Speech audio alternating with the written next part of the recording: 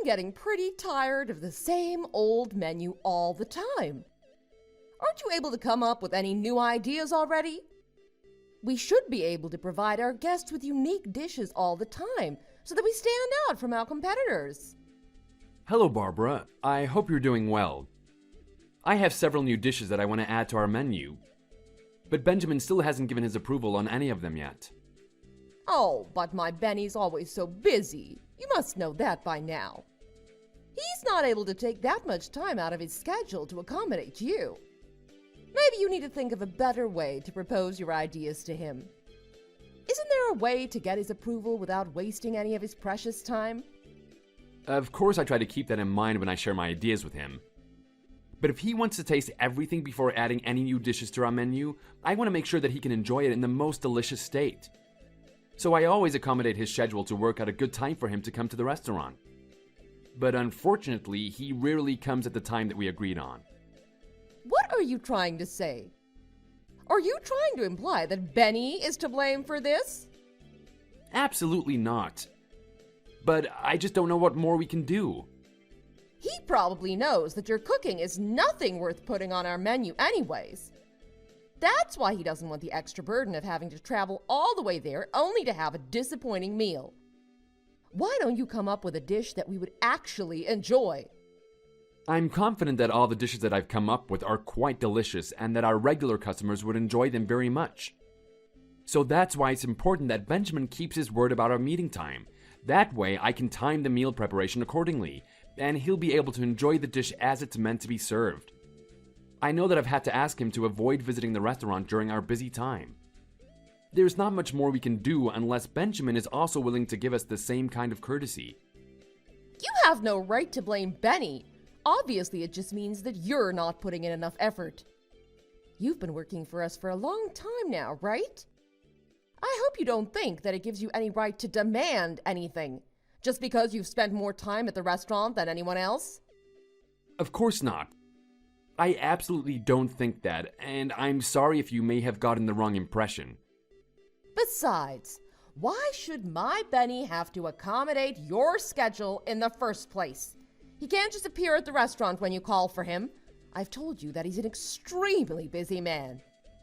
You should at least have enough consideration to offer going to him when he can accommodate you. That's not really ideal, since I can't leave the restaurant unattended.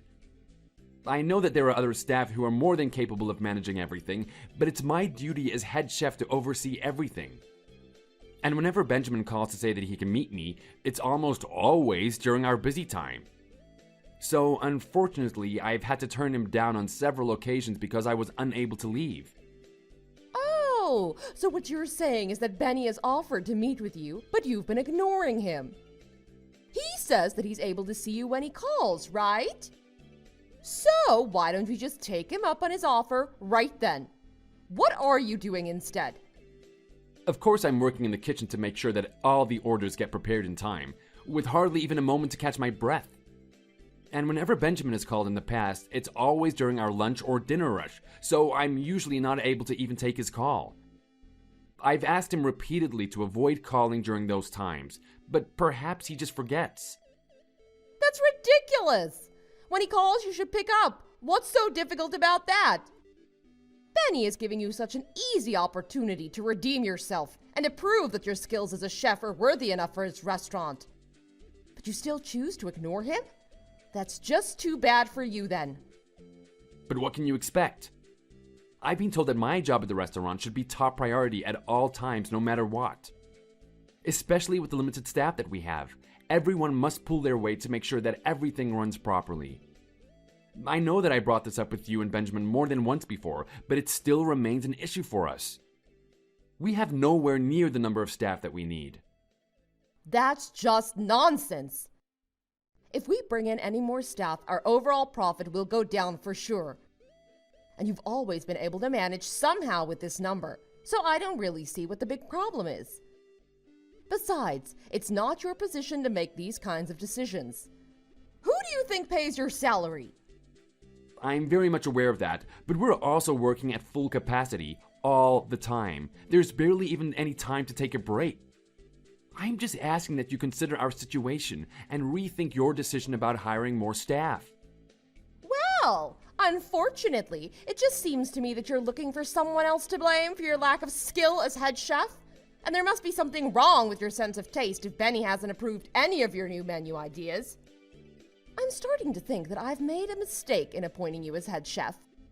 Perhaps I need to rethink leaving the restaurant operation up to you anymore. If we want the restaurant to run more smoothly and efficiently, perhaps the first step is getting rid of you. What? After all these years, is that really how you think of me? Have I not made any positive impact on the restaurant's business? Oh, don't flatter yourself. Perhaps you need a harsh reality check. So let me be honest with you. The only reason that you're the head chef now is because you've been with us longer than anyone else. We've only kept you for all these years out of compassion. I see. I sort of had the feeling that was the case. So I guess my assumption was correct. What can I say? I mean, I've dedicated the past 10 years to this restaurant. If I say that I'm not disappointed, that would be a lie. You want to call yourself head chef, but you're not even able to come up with a new menu that's satisfactory? Don't forget that we can get rid of you at any time. I'm sure we'll find a better replacement right away. Keep that in mind and put more effort into what you do. Yes, I'm sorry. And I assure you that I'll put in more effort than ever before. I'm very sorry for messaging you this late, but I just wanted to follow up on the menu proposal from the other day. When would you be able to come in and taste it? If you approve of it after the sample, I'd like to put it on our seasonal menu right away. Oh, that's right. I completely forgot about that. My bad. You know, I just graduated from college and it's my first year in the real world, so I've been really busy. Besides, I'd much rather be hanging out with my friends right now than having to taste some hoity-toity pretentious food all the time. I mean, why don't you try putting some wings on the menu or something? Well, I can certainly take that under consideration. Listen, I don't want to keep you from doing what you want, but I'm sure that you're well aware of this restaurant's rules. No new dishes will be added to the menu without your approval first. I know that. But you said something about using eggplant in the new dish, which I hate. I don't even want to try it, to be honest. So I might have been unconsciously avoiding arranging a time to try it. I'm sorry that it's not a favorite of yours, but eggplant is in season right now and really delicious. I tried to replace it with a different vegetable that you're more likely to enjoy, but nothing else really brought all the flavors and textures together like the eggplant. We've also been getting requests from many of our regular customers that they would like to try some dishes using eggplant. However, since we always avoid using any ingredients that aren't to your liking, there's a bit of imbalance towards the ones that we keep including. So why would you include eggplant in the new menu idea now? I've hated eggplant since I was a kid. Is this some kind of payback towards me? Absolutely not. But if we keep using only the ingredients that you enjoy, I feel like our menu will be somewhat biased. I just thought that it would be better to include a variety of seasonal ingredients in our dishes, so that we can meet our customers' requests. But it's not a really tempting offer for me. I have to go all the way to the restaurant only to be forced to eat something that I know I'll hate. Don't worry, I've already taken that into consideration, and prepared the dish so the non-eggplant lovers can enjoy it as well.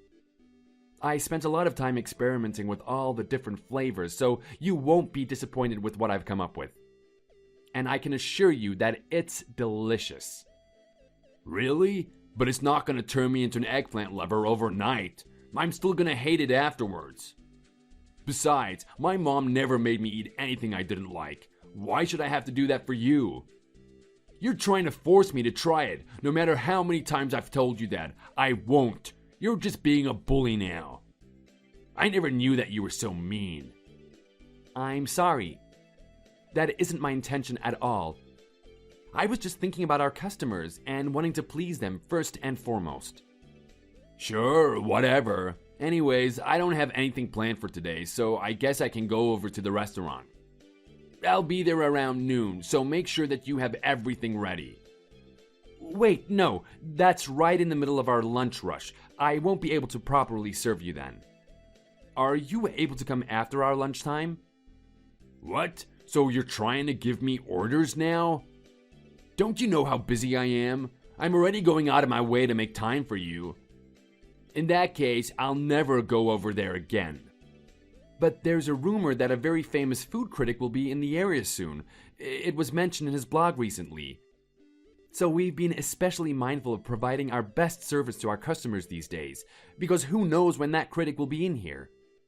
He might even come here undercover, pretending to be a regular customer. And depending on his review of the restaurant, it'll have a huge impact on the number of people who come in here afterwards. That's how famous and influential he is. What does that even have to do with me? What difference will it make whether one food critic writes a review about us or not? All you have to do is serve delicious food, provide good service, and cater to the needs of the customers. Is it really that hard? You're right, of course. But in that case, please make sure that you keep your voice down while you're here. That's the one thing I'll ask that you promise. What do you mean by that? Well, you always like to make your presence known by raising your voice every time you're here. But that kind of rowdiness, especially during business hours, is more of an annoyance than anything. Of course, you can make all the noise you want as long as there are no customers. Are you telling me what to do again? Really, you're too full of yourself. You better not forget who you're talking to. I'm sorry if I was out of line, but it's something that affects the restaurant's image, so I thought that it should be my duty as head chef to let you know. Whatever, just have that meal ready for me tomorrow. If the new dish that you're so proud of isn't as good as you say, you better be prepared for whatever comes next. Yes, I understand. I have full confidence in it. Don't worry. Is it really true? I heard from Benny that your new dish includes eggplant as one of the main ingredients. Why would you purposely use an ingredient that you know he hates? That's just cruel. And you want to call yourself head chef? A proper head chef should take into consideration the likes and dislikes of the customer. Some of our regular customers have repeatedly asked that we include more vegetables on the menu, especially seasonal vegetables like eggplant. And I've always felt that we don't provide such a large variety of vegetables either, so I thought that this would be the perfect opportunity to do so. I'm sure that our customers will enjoy the new dish that I've come up with. And don't worry, I know that eggplant isn't a favorite for everyone, so I've arranged it in a way that even non-eggplant lovers will find it pleasant. Oh, really? Because my son said that this so-called arranged recipe tasted terrible. He was hardly able to finish his plate. That's not true, because I watched him finish everything on his plate except for the eggplant, and he seemed perfectly satisfied with the dish. But he was adamant about not even taking a bite of the eggplant because he doesn't like it. And of course, I couldn't force him to try it, so unfortunately, he left the eggplant untouched. So for now, it still remains undecided whether the new dish will be added to the menu or not. Well, if you're not planning to replace the eggplant with something that tastes better, it's not going on the menu. At least that's what Benny told me. And of course, he has the final say in everything, especially because this is going to be Benny's restaurant soon. What do you mean by that? To be honest, I'm just downright disappointed in you. You're not suitable to be the head chef of our restaurant. We don't need you anymore. You're fired. What? You don't really mean that, do you?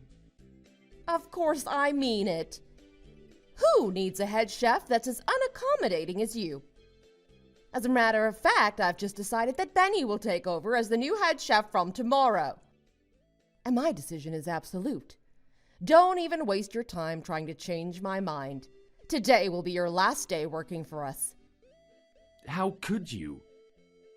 Perhaps you need to go and refine your palate so you have a better sense of taste. Don't forget to leave your recipes and resignation letter on your way out. Oh, and you better leave the recipe for that new dish as well. I'm sure my Benny will come up with a delicious arrangement that will definitely satisfy our customers. I see. Then I guess I have no other choice than to resign, if that's how you really feel about me. But keep in mind that I won't be coming back here ever again. Don't be so full of yourself. We don't need anything from such an unskilled chef anyways. You can forget all about me and do whatever you please. Christian, where are you? You have to come back to the restaurant right away and get the kitchen back in order. Everything is such a mess right now. Yes, so it seems. But remember that I no longer work there, so it has nothing to do with me anymore. Don't act like it's not your problem. You knew this would be the outcome when you quit. Sure, I had somewhat of an idea about what would happen, but I never imagined that your son would be that bad at cooking. I read the article about your restaurant on that food critic's blog. He really tore into Benjamin and mocked everything about him. It was quite entertaining to read. What article? What are you even talking about? I know nothing of any kind of food critic coming here, or any article written about our restaurant. Really? Because I certainly mentioned it to Benjamin before. There were rumors that a very famous food critic was in the area. And it seems like he visited your restaurant today and already posted that hysterical article. He wrote that Benjamin's innovative cuisine was barely edible. But he used your recipe. Why didn't it turn out the way it should? Maybe there was something wrong with your recipe. No, he didn't actually follow my recipe. In fact, he tried to be creative in his own way and ended up serving an utter disaster. Those were the words of the food critics, not mine. But anyways, it also said that Benjamin replaced the eggplant with jalapeno poppers just because they're one of his favorite vegetables. The food critic wrote that he sat down with the chef and talked about the recipe as if they were old friends. Wait, so you're saying that guy was the food critic and he wrote that blog about us? But he was just talking and hardly touched his plate. He's known to always finish everything on his plate because he thinks that that is the best kind of respect that he can give to the chef that prepared his meal. But I guess in this case, the food was so terrible that he couldn't bear to eat it. It really makes me wonder what Benjamin's sense of taste is like. Did he even taste his own cooking? Wait, that food critic really wrote all of that in his blog? Won't that affect our business? I would think so. Regardless, he's known to be pretty harsh in his reviews, so he never sugarcoats any of his comments. But his reviews are always reliable, so he has a large number of followers who take his reviews seriously. I know that the restaurants that he's criticized in the past lost about half of their customers because of his bad review. Are you serious? Why did he have to come today? Well, at least your restaurant has many regular customers, so I'm sure you'll be fine. But don't forget that I was the one who served all those regular customers over the years. You should be grateful for that. Actually, even those so-called regular customers were insulting the cooking and started getting really angry. They demanded to see the head chef because nothing tasted the way it should. So I explained to them that we let you go. And you'll never believe what they did after I told them. They just got up and left, saying that they'll never be back ever again. Isn't that too bad? I never realized they had become so loyal to me, but it also makes me very proud. Come back here right now. I'll even give you your old position back. No, I've actually been hired as the head chef at a different restaurant now. So I'm never going back there again. What? They've been trying to recruit me for a while now. But I've been refusing their offer because I had my duty there as a head chef. When you fired me, it gave me the perfect opportunity to finally accept their offer, so I've officially been hired by them now. I'll even start working in the kitchen tomorrow, so I'll be ready to serve the food critic whenever he comes. I'll never allow that to happen. Get back here right now. If you're not here to manage the kitchen, this restaurant will go under. It took you long enough to realize, but it's too late now. I gave your restaurant 10 loyal years of my career, but you refused to acknowledge the positive impact that I've had as head chef. You continuously insulted me and pretty much gave me no other choice than to quit. As someone who runs a business, you should never feel entitled to look down on the people who work for you. Don't forget that we're just as dedicated as you to the restaurant's success. But if you don't appreciate our hard work, you're just paving the way for your own destruction. The next day, the food critic appeared at Christian's new restaurant, just as he predicted, and gave a rave review of his cooking. He also had a great laugh about the episode at Barbara's restaurant and left with a full stomach. Thanks to all the praise that Christian received in the food critic's review, and together with the ridiculous episode in his former workplace, he became quite famous among the blogger's fans. In fact, Christian's restaurant was such a great success that it was a much talked about topic for many years after that. And of course, he brought all of his loyal customers from his previous restaurant over to his new place, where they now continue to be his regular customers again. On the other hand, Barbara's restaurant never recovered from the terrible reviews and ended up going out of business shortly after. They never felt the need to show any appreciation to those who worked so hard to support their business. So it only makes sense that they ended up losing everything. They never lifted a finger, but always felt entitled to impose their one-sided opinions on everyone. They only got what they deserved in the end.